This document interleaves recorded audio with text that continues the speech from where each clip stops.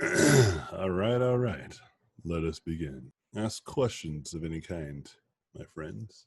Ask questions of any kind.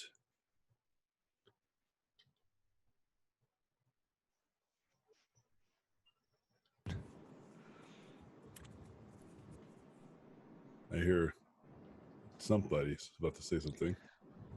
Yeah, can you hear me? This is O'Shea. O'Shea. Hey. So, um, I'm, I'm kind of clear on what my finished thumbnail should look like, but I'm kind of not. Like, should I? Because like right now, a lot of them have two values. I could add another one, but Yeah, what exactly is going to make it read clear so I know when a thumbnail is finished? And I just mean graphically, like the way I've been sure. doing it. You put in every information that you think needs to be there. Okay? So think of it like this. Epic armor. Let's try to look at that. See what we got. All right. That's pretty. This is pretty cool. Well, now let's look at a photo.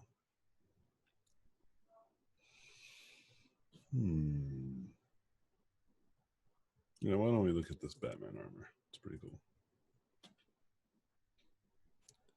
Sweet. So, can you see this thumbnail? Yeah. So, look at this thumbnail and tell me how many features can you see? Can you describe? Okay, I can identify the cowl. Mm-hmm. I can see where there's a cutout for his face. Uh-huh.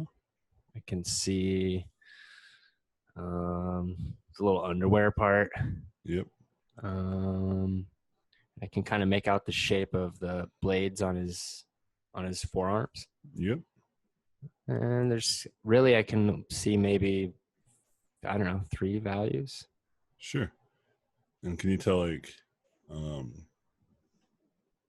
what's on his belt? Do you see what's on his belt? Hardly. Maybe it's just a resolution problem. How about now? Yeah. Oh yeah, he's got like some kind of little gadgets on there or something. So think about like the real estate of this on my screen, right? Like it's tiny. Like if we put it in contrast, we'll put it in the corner of my. See, like look at how much space in my monitor still left, right? This is probably taking like 1/8 of my monitor. I mean, we can take it even bigger and still be tiny. But look at how much we can still read. Do you see that? And so when you make your thumbnails really simple, then you might be shooting yourself in the foot a little bit, right? If they're too simple. Because even this image at a very small scale is really, we could still distinguish between different stuff. We can even tell what materials certain things are, right? Yeah. At such a small scale. That's what a thumbnail should do, right? A thumbnail should feel like this when you zoom out. It should feel pretty close to some sort of finish or some sense of finish, right? But then when you zoom in, then you can see all like the garbage brushstrokes, what have you. You got it? So Yeah. whenever you watch me paint, can you still see my screen? Yep. Okay, cool. Oh no.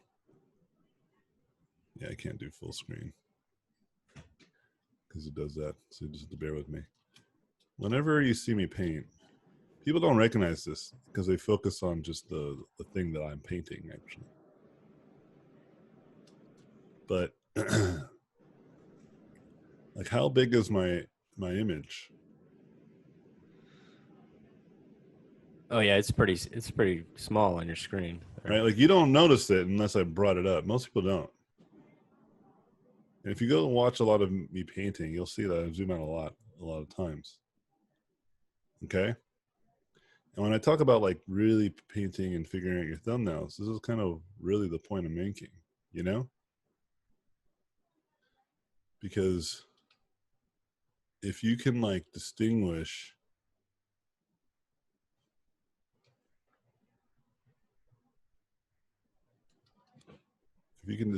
your design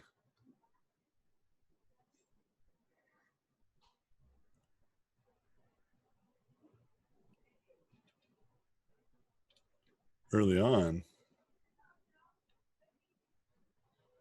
it becomes really easy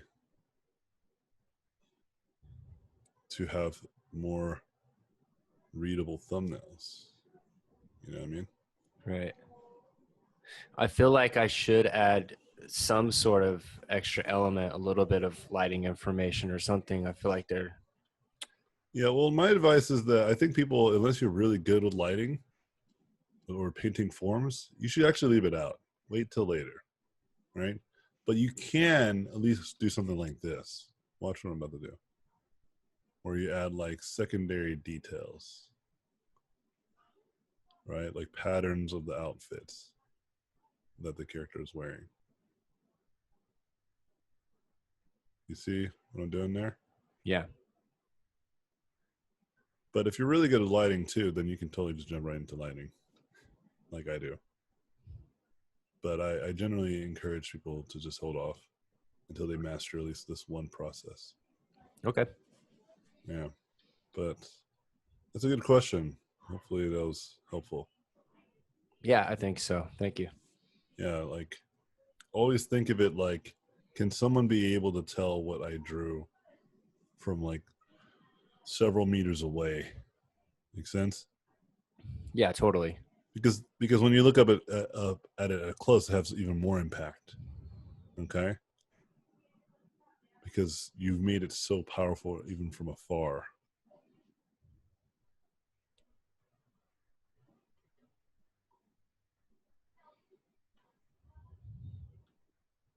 Nah, I mean, I know what you mean. cool. I mean, I think I know what you mean. We'll find out.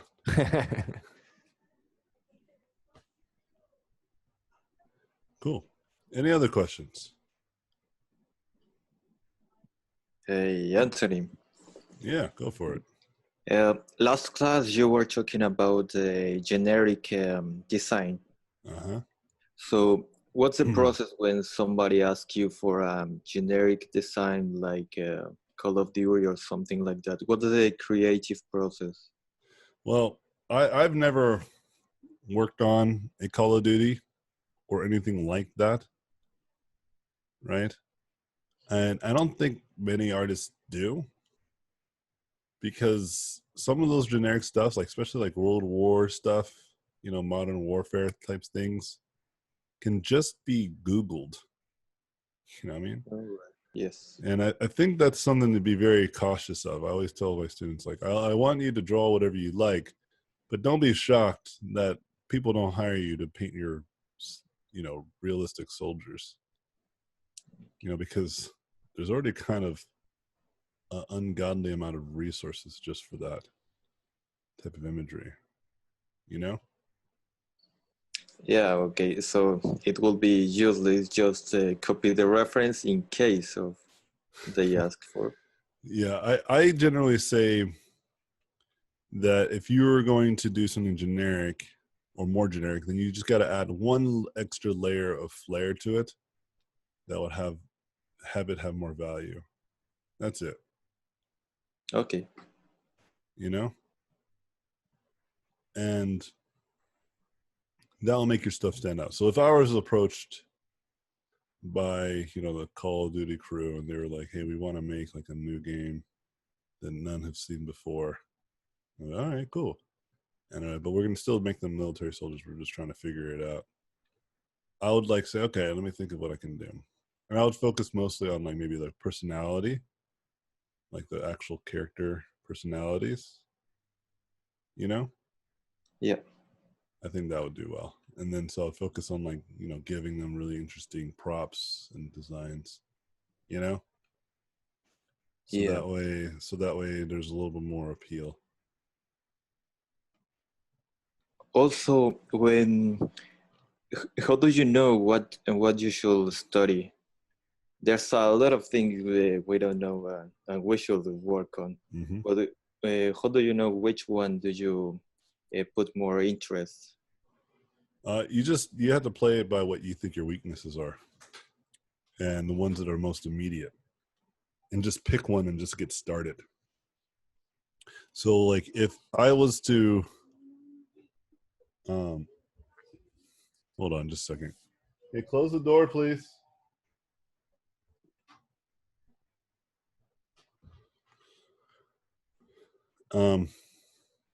So like if I were to, yeah, my daughter just came in and opened my door. I don't know why. No problem. I don't know why either. She didn't come in for anything. She just came in, checked to see if I was in here, and then just left the door open. Just checking you if you were working. Yeah, what the hell?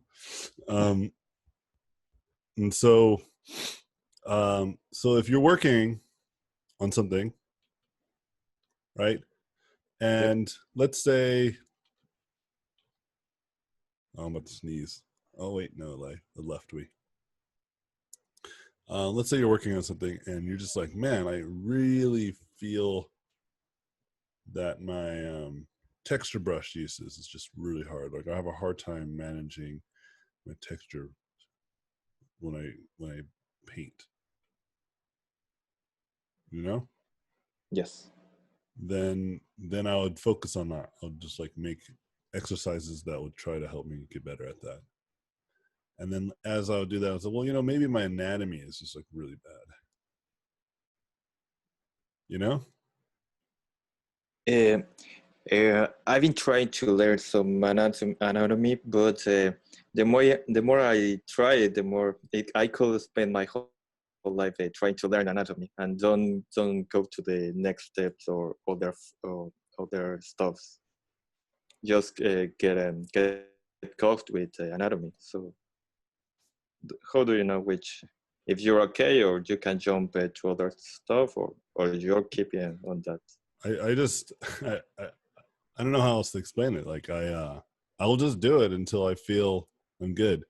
Like the kind of question you're asking makes it seem like I knew, right? Like, well, I was just like, all right, let me study anatomy, and now I know anatomy. You know, it's not like that. I still don't know a lot. You're right. I still don't know a shitload of anatomy, even to this day, right? Yeah, right. There are people clearly more qualified than I am, you know, teaching anatomy. But yet I do okay. You know? Okay. And so you just gotta do it. You just gotta get in there and start challenging yourself and take with you that insight that I was talking about earlier. Right? Which is that like you don't just settle, you just keep going until you feel you've learned the right amount of information that is helpful to you. Because some things there's just an ungodly amount of information to learn. You know? Yeah. I can get people from a really basic level going, but eventually it comes to a point where like then that's where I have to like let them fly out of the nest, because if I just keep guiding them from there on out, they're just going to be duplicates of me, and that's not ideal. You might like that idea, but trust me, you want to have your own work to stand on, you know? Okay. And so, so let me explain to you in a different way. So,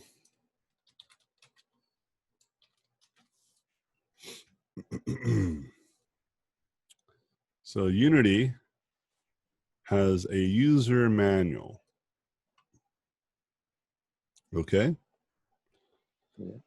And in each one of these modules, there is a lot of information. Okay. See that? Yeah, that's a lot. And this is just one of the modules working in Unity. Okay. I'm going to eventually read through most of this. Okay? Why? Because I've decided that I'm going to master this software. That's why. All right? One step at a time. So I was talking to you about like what I did today in Unity. Well, let me show you what I did. So yesterday I was learning some coding, and today I practiced that coding. The way I practice it, I just rewrote the code again and again. Today I also practiced creating, learning how to control and get access to decent visual fidelity in Unity. Okay? Hold on, it says. So let's hold on. And so today I just focused a lot of my attention on just that, just the visual stuff. Okay. Oh, there you go. See that? Oh, wait. So this is like, to me, about 30% where I want it to be. I think there's more I can do. Right? But I got it this far in about 3 to 4 hours. Pretty cool, right? Yeah. And it's relatively organized. Has to be. Oh, I didn't organize these yet. I think these are the flowers. I need to organize these more. So let's create an empty asset, rock, ground, and then just take, I think these all need to go in here. Oh, kind of move to the side. That was weird. Okay. And then these are rock cliffs. So let's put this over there. And then let's create an empty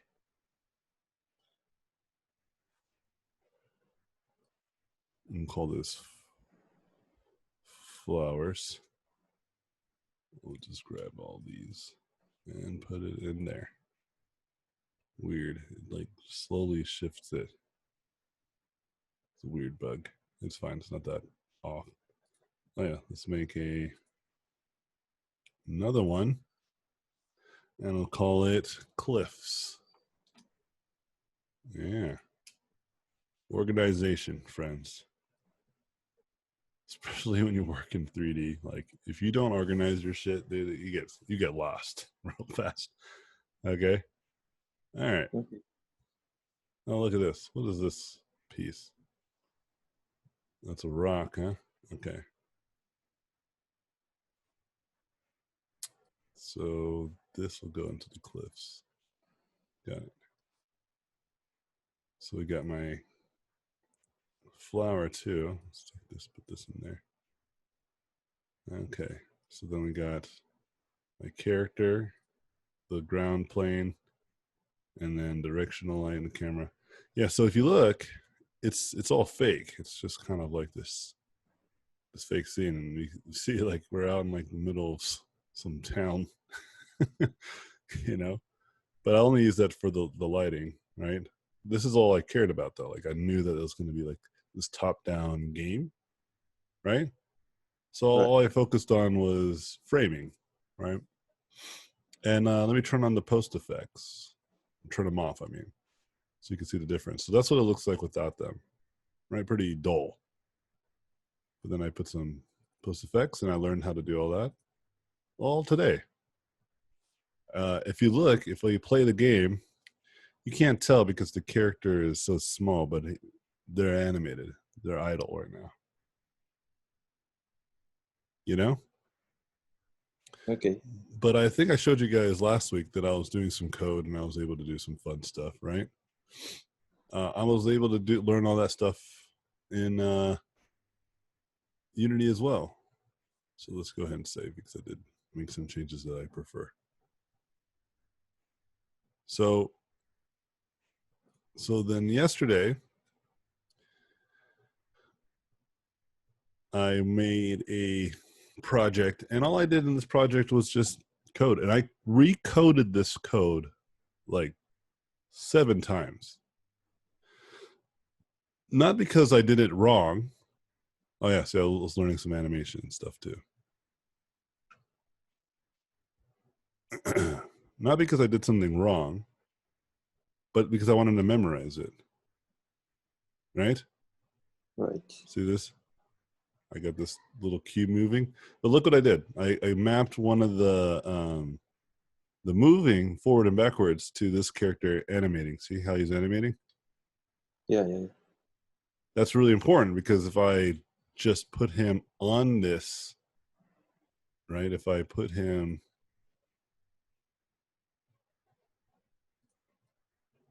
if I were to just to put this character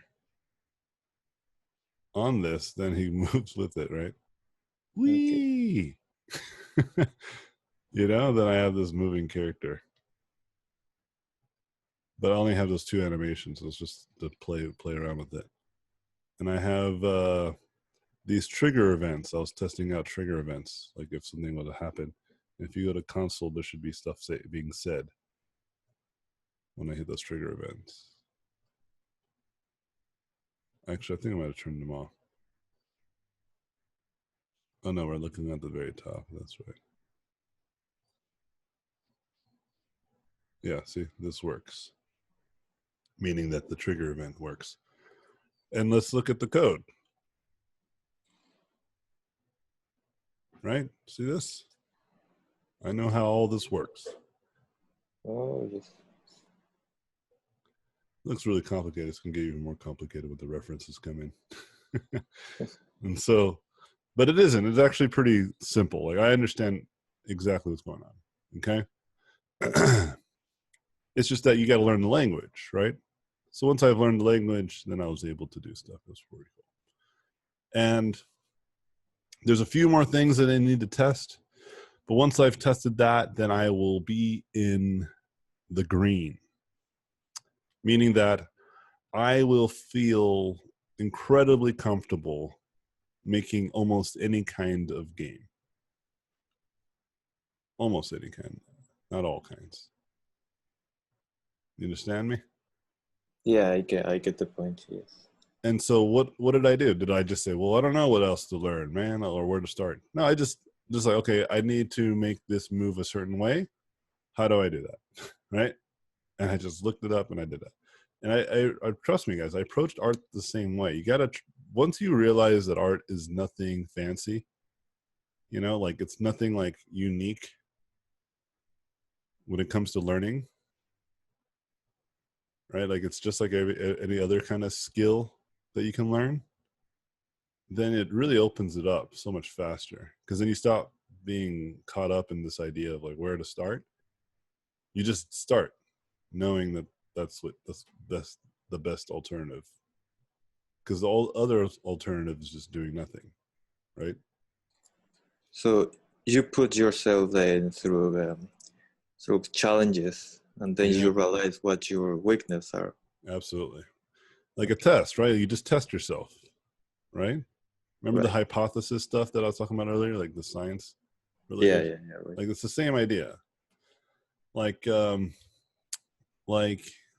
when I first started painting, I would do these things where I would paint like a study, like I would copy. It was more of like a copy, but I didn't know that at the time. I thought it was like I was really studying. And I was copying and copying, and I was looking at my copy, and I was like, man, I'm like really figuring this out. Because the painting that I did looked very much like the thing that I studied, or my reference, right? It looked exactly like it. But I had my reference next to me, so I was kind of looking at it as I was doing it, right? And I was like, man, I really figured this out. And so then, and then the next day, I went ahead and I was like, you know, I'm gonna try to apply what I learned. And many of you guys may have experienced this, what I'm about to tell you. And so I started trying to do that, and it just started turning out like trash. And I was like, what happened? Like it felt like everything that I learned just like slipped through my fingers, you know? But that's when I learned that I wasn't studying. I was just copying. That's when I learned that it's just like being like a really good puzzle solver. You know? I wasn't actually being a good artist. and learning anything new. I was just copying the answers in the back of the book, which is a really good technique that I encourage people to do when they want to learn a tool, right? Copy others if you want to learn a tool. You know? Okay, yes. Like if you want to learn 3D, then just make an object that already exists. Don't try to create anything new. You know? Until you understand the tool, and then try to challenge yourself to make those new things. You know? All right. But I do that all the time. And whenever people say, well, how much should I study versus how much I should do the work? And I always encourage people to do more studying than they do the work. Because the studying is what makes you do better work. It feels like you shouldn't, but if you put it in the scenario of like a professional athlete trains more than they, they train more, right? Like than they actually like do the sport. Like Usain Bolt famously said, racing is easy. Training is hard. Yeah. And that's exactly right. All right. Thank you. Yeah. Hopefully that insight was helpful. You guys can see now, right? Like I'm at the point where I'm like detailing this a little bit more. And a lot of what I did in the beginning, if you go back and watch this part of the lecture, you'll see that like I was zoomed out like relatively far the whole time, right? And it really helped maintain consistency of the design. and even now, like I'm still zoomed out as I'm adding the detail. And the more you do that, the more you understand that it's really about that macro level understanding, the better you'll do. And like that's what I'm doing right now with Unity. I'm learning Unity, right? Like that's what I'm doing. I'm just focusing my attention on the macro stuff, like learning. I was watching this video, for instance, and the guy was like literally just telling you how to do a thing. Like he was like, this is how you make this move. And it was really cool and it was really nice. I think it was more like an intermediate level, right? Because there's a lot of assumptions that he's making that you should already know. But I think that's like his videos, like are just supposed to just be like, this is how you do the thing. Like this is how you use the tool. He doesn't give you any kind of meaningful way of how you can apply it to some other like method in the engine. And I don't like those tutorials. I like the tutorials. At least I don't like them if I want to learn some of the core stuff, right? And so then I went and dug online, and I found like videos that were like 5 or 6 years old, but they were exactly what I wanted. Like the guy, he was just like, okay, look, this is how variables work in Unity, and this is what you should know about variables in C#. And I'm like, oh yeah. And he told me, like, he explains exactly the kind of stuff that I was looking for, like just like principled high level stuff. He went over like he was talking about like arrays, and he went over it like 3 or 4 times, and it was really complicated. I was having a hard time understanding it, so I myself watched the video 3 to 4 times. I literally watched it 3 times in a row from start to finish. It was not too difficult because I was also making some soup, so I was like cooking and I was like listening, but I didn't stop until I understood. I think that's another mistake a lot of people do. Like they'll just move on to the next subject because they don't understand the one that they're trying to learn. No, don't leave until you feel like you've learned something, even if it's not everything, just something of value. And then you can go ahead and move on. Then move on with your life. You know? And so keep that in mind as well.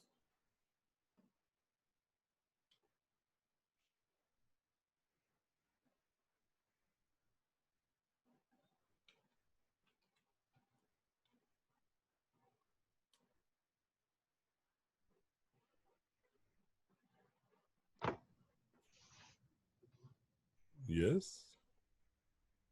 I got a quick question. When studying from like a video versus a book, are there certain strategies that you use based on the type of media that it is? The advantage of a video is that you get a lot of value, right? So for instance, like a video, you'll have someone explain and do it, and you can see it, right? Like you can hear it, you can see it, and you can follow along, right? But what a book does usually is that people who write, like especially good ones, or like, you know, just documentation in general, they think through what they're trying to tell you. So sometimes it's like straight to what you need to know, right? So like for instance, if I like Googled like how to lerp in Unity, which I did, I didn't go to the video, I just went to the lerp Unity. I just went to the documentation. So there was a video, 5-minute video, right? But I felt like, no, I don't really need someone to explain this to me. I could just need to see the example, right? So I'm like, okay, so I spent time looking at this instead. And I was like, oh, okay, I see what they did. So they created a variable transform. So I'm thinking what this is a vector3 variable. I think that's what that is. If you don't know what that is, don't worry, I do. And so when when you make something, you have to declare what kind of variable it is. So for instance, this is a float, which is a decimal point number. See that? Cool beans. So you use, he made a variable called start marker, end marker. He created a variable called speed at 1.0, like I'm assuming seconds. He also created another, these are private. This means that there's no access to them on the engine. So they live only exclusively in the code. You can't see them anywhere else. Start time and journey length. Okay, so what did he do? So on the beginning of the function, like when the game engine initiates, this is what this does. It says, okay, the game started. Let's do whatever's inside these curly brackets. Whatever's inside these curly brackets, let's do it. So he said, look, start time, whatever the time is, like whatever the time of the game, so every second, I'm assuming, we're gonna make this variable equal that. So whatever that is, it's equal to this. Journey length, meaning like another float. He's like, okay, the journey length is the vector3 distance, basically the three-dimensional distance between the start maker position, which is, again, remember, these are public variables, and these are transforms. So this is like a 0, 0, 0, let's say, to end marker, which could be like, I don't know, 20, 15, 20 in X, 15 in the Y, 30 in the Z, whatever you wanted it to be. You can write it inside the game engine. Like when you open up the editor, on the side, there's like a panel and you can put the variables in yourself. That's what I'm assuming. I don't know what this is. I've never used it before. But if I had to guess with my programming, knowledge that I have of now, I think that's what it is. And I'm pretty sure I'm right. There's one way to find out. Just go in the editor and just do it, right? But look, it makes sense, right? So this, look, start marker position. So it's looking for whatever you put the start marker, and the end position. Okay, so far so good. I get this. So we're trying to make a start time variable. We're trying to figure out the distance between two objects. Got it. Or two vectors, whatever. Cool. Got it. So update is every delta second. So every like millisecond, pretty much. This is going to keep on going. So this only initiates once. This keeps on initiating every delta second. Cool. So basically it's saying, look, we're going to make another variable called distance covered. We're going to take the time minus whatever the initial time was, which is, I think, is a way to collect velocity. I think this is an equation for velocity. I'm not sure if that's right. Yeah, I think time plus acceleration is velocity. Isn't that right? And then this is basically saying, okay, what is the velocity and the distance, or the journey length, the distance that we're going to travel. So that way we can do it. So we can do it within that time frame. So if it was 1 second, then we're going to do it within 1 second. And then this is what I was looking for, vector3.lerp. So basically it's saying we want to lerp between the start marker position, the end marker position, and the journey, the frac journey. I don't know why they named it frac journey. I have no idea. But basically the time that we want to go, which I believe would be about a second, 1 second. It will travel from there to there. Cool. Doing it within a lerp, which means it eases into it slows down as it gets closer. There's actually a faster way to do this using slopes, but it's good to know what lerps are, how to use lerps. Linear interpolation, some algebra stuff. How do I know all this stuff? Reading books. Okay? But you see how, like, obviously I went much faster. I was just explaining what I was thinking when I was reading this.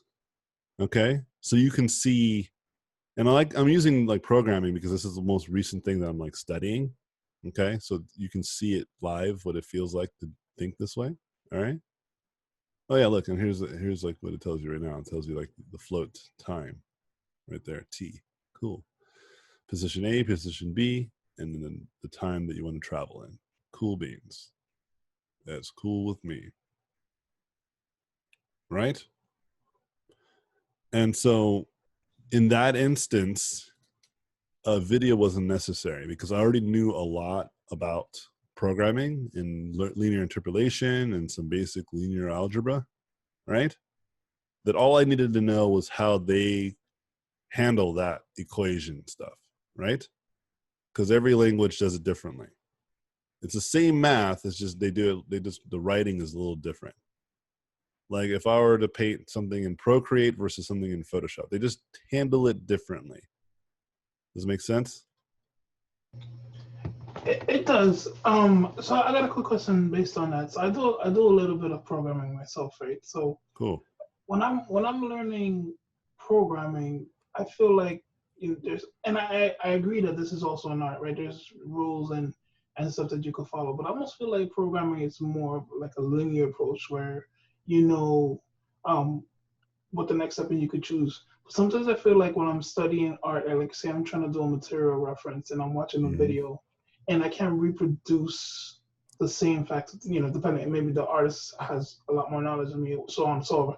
I get kind of stuck where I'll try to find another video and then I'm getting like different results.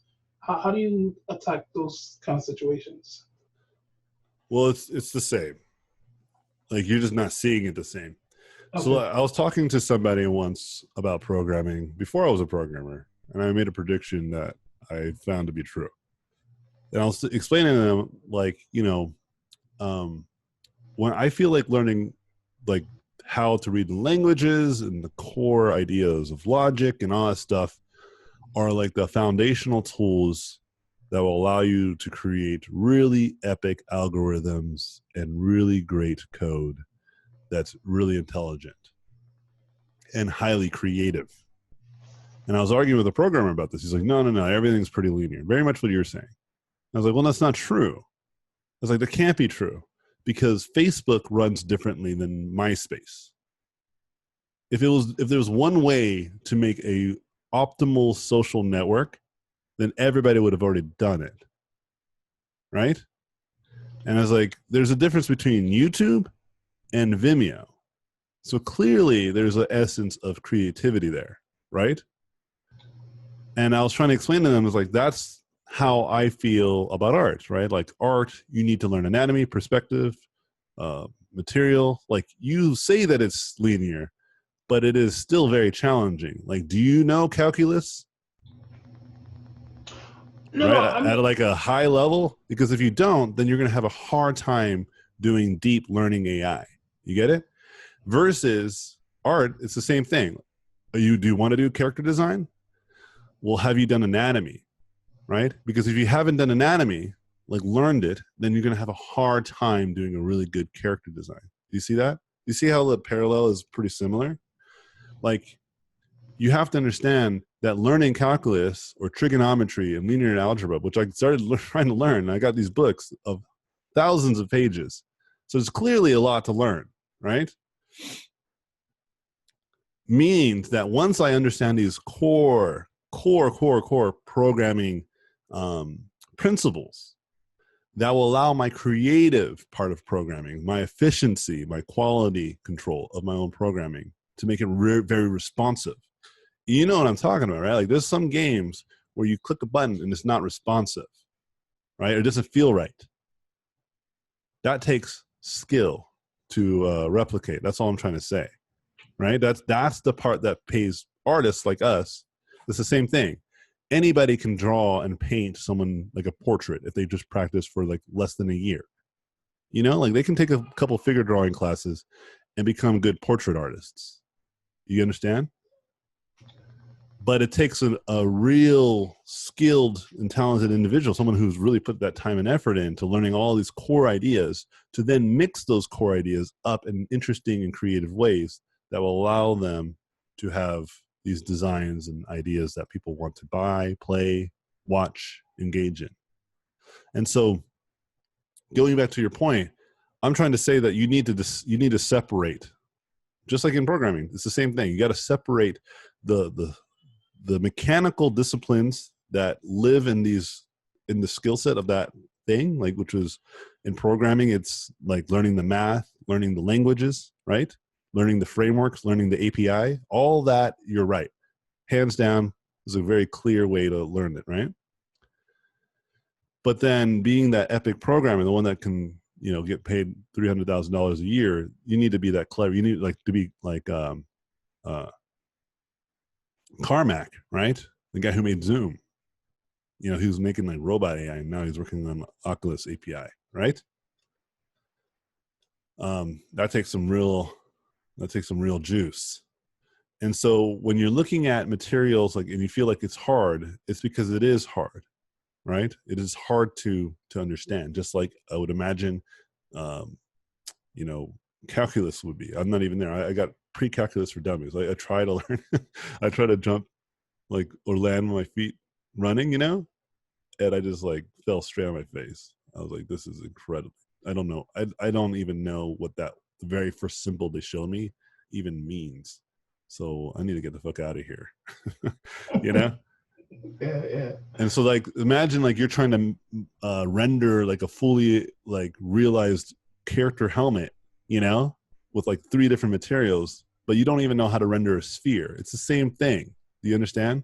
Like you don't even know how to render just a matte material effectively. What chance do you have to paint like a really reflective material? It's going to be extremely challenging and overwhelming. I agree. So you have to know where you're at and start there and then move up. Does it make sense? Yeah, that makes sense. Yeah.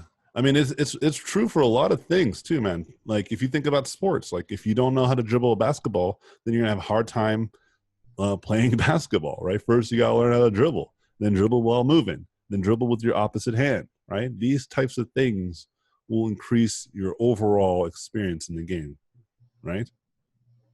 Agreed. Kobe Bryant, I think his first year in the NBA, he had an incredibly terrible three-pointer. And he didn't like that. So what he ended up doing was he went into the gym. He was the first to the gym and he was the last to leave. And he would do every day, he would try to shoot 1,500 points worth of free throws every day. You know, until he started to feel comfortable with it. I think he did it for quite a bit. I'm not sure how long he did it for.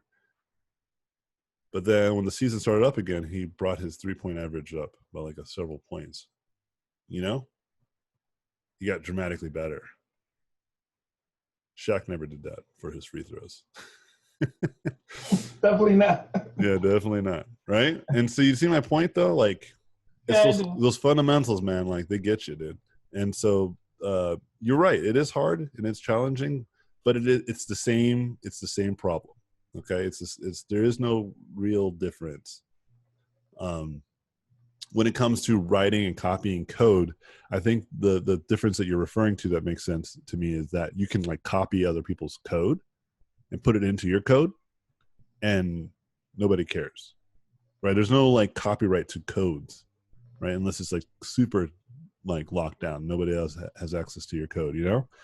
But if you put it online, people can just copy it and put it in. Like, you can't really do that with art, right? People kind of do it with photo bashing, but it's a little bit different there. I can see that, right? So sometimes it is best to just be able to just paint things, right? And that feeling of being able to paint things from start to finish is really powerful. I agree with that. And with code, you don't necessarily have to. Like, I didn't have to create the core of the coding algorithms and APIs for Unity. They already did that for me. But at the same time, I didn't have to develop Photoshop to be able to paint in Photoshop, right? So, it's just where I like to focus less on technology. I focus on more of core ideas, because those are way more powerful and they have a longer shelf life. Yeah, no, I definitely, I think the example you gave where two people could do the same thing different ways, kind of like that proves that why you could make art just like programming, where it's not linear, right? It's not linear, yeah. Yeah, because my programming friend disagreed with me. He's like, no, they're like, and I told him that, and he was just like, well, I was like, yeah, come on, dude, like, just admit defeat. And I wasn't a programmer, so he thought he had the leg up on me, but I was just kind of like, I don't know, man. Like, it doesn't make sense to me that everything is just so, like, there's like a one way to write everything. That doesn't sit well with me, because there's so many different tools and apps and everything. They all run differently. Some apps run really well and other apps run like garbage. If there was one way to do it right, then everybody would have done it, Agreed. And same thing with art. Like, if there's one way to draw, then everybody would draw that one way, but there isn't one way. If you just go to any kind of art platform, you can see there's so many different types of ways to draw one, like the same kind of idea. It's beautiful, man. And so don't fall into that trap either. Okay. Agreed. So just another quick question. If you had to pick, like, after this, we're going to go though. Oh, okay. Sorry. Yeah, no, it's all good, man. Top three items that if you were going to start drawing tomorrow, first time picking up a pencil, and you had to study 3 topics, what would be? Oh, yeah, like I told you, it would be like, if you were to be a character designer, then you got to learn your anatomy, and you have to learn design, like aesthetic design, and then I think the third one will just be having a tool, just perfecting a tool. I think that's all you would need if you only had to pick 3. Yeah, that would be good. Okay, thank you. All right, folks. Did someone write something? Thanks for the insight and tips. I got to get going. Oh, Shay left. It's all good. All right, guys. Peace out. You guys have a great weekend. I'll talk to you guys next week around the same time on Tuesday. Peace out. Have a good one. Take care and keep drawing. Laters, y'all. Thank you for watching this video. I appreciate it. Please subscribe to watch more in the future. If you like the video, I would appreciate a thumbs up. If you like this content, you can go to my website, robotpencil.net, where you can find mentorships, tutorials, and a Patreon to get more exclusive content. Thanks again, and I'll see you guys in my next videos.